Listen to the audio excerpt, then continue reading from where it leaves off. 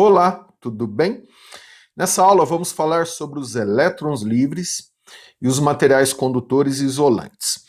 Imagina que aqui embaixo eu tenho um corpo qualquer, e aí todo corpo é formado por átomos, né, com seus prótons, elétrons, os prótons no núcleo e os elétrons na eletrosfera. Então imagina que eu vá desenhar aqui um próton, né, considerando ele aqui no núcleo do átomo, e um elétron.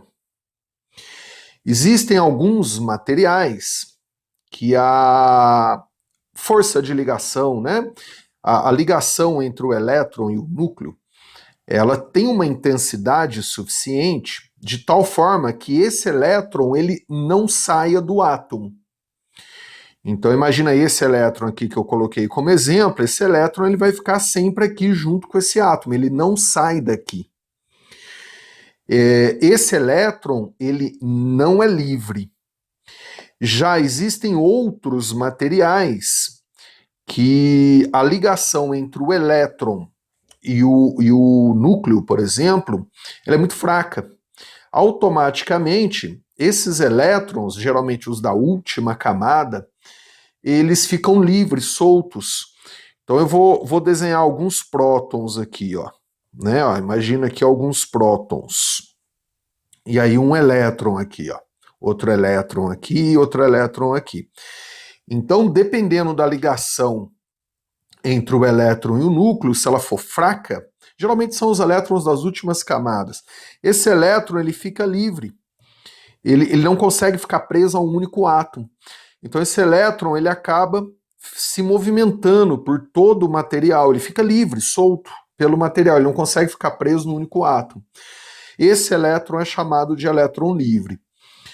Às vezes o que, né, deixa o elétron livre é o tamanho do átomo, se o elétron ficar muito longe do núcleo, ou às vezes até algumas ligações químicas. Quando você liga átomo com átomo, sobra elétron, e esse elétron fica solto, livre, ele não fica preso a uma única molécula, a um único átomo.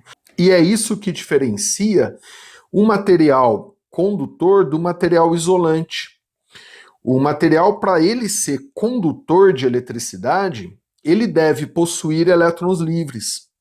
Os elétrons livres de um material que fazem com que esse material seja um condutor de eletricidade. Já o material isolante, ele não possui elétrons livres, por isso que ele é isolante, falando de isolante de eletricidade. Se você olhar na tabela periódica, a maioria dos materiais, dos átomos, possuem elétrons livres, que são os condutores, né?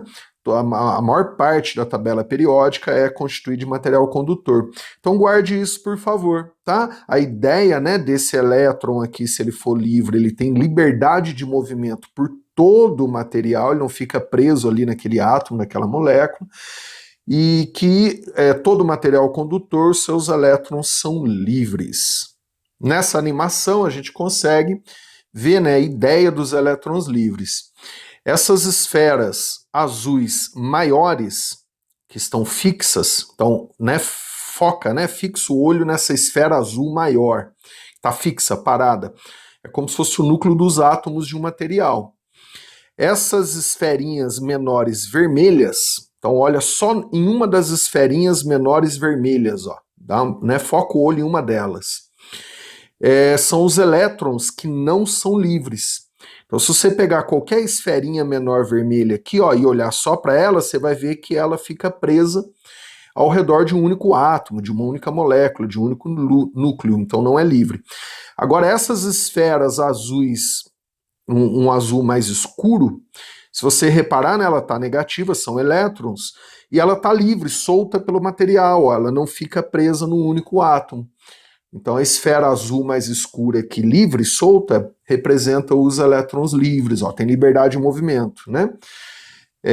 O número de prótons de um corpo condutor é igual ao número de elétrons, se o corpo estiver neutro, tá? Então para ter elétron livre, né, não precisa estar carregado eletricamente. Então esses elétrons que estão livres não quer dizer que eles estão a mais, não. Tá? Eles, na verdade, devido à ligação deles com o núcleo ser muito fraca, eles acabam ficando livres e soltos aí pelo material, né? Materiais condutores, materiais metálicos. Legal? Espero que você tenha curtido. Um abraço, bons estudos.